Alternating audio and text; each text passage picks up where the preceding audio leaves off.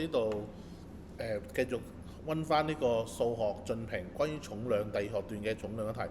頭先我講咗 A 嗰題一個留意嘅地方，今次去到 B 一題呢，都係一個留意嘅地方。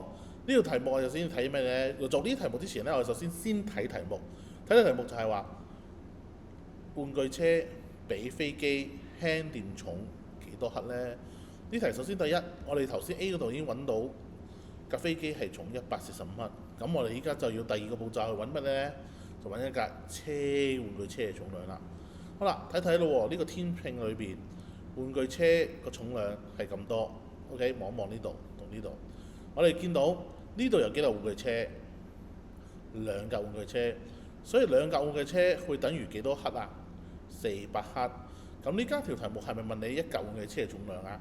唔係喎，呢家要問你一架玩具車比一架飛機輕掂重幾多？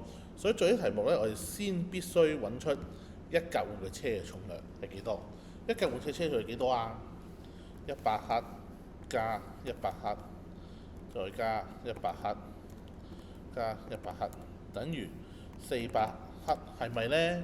唔係啦，我哋仲要做咩啊？除以2，即係等於幾多啊？200克。咁我哋知道啦，一架玩具車重量100克。我哋揾到一架玩具車重量係200克之後呢，我哋將個200克減翻幾多啊？145克，就等於55克啦。嗱，呢題嘅難點就係你要識得睇呢度有兩架玩具車 ，OK？ 將兩架玩具車揾翻一架玩具車嘅重量，得唔得？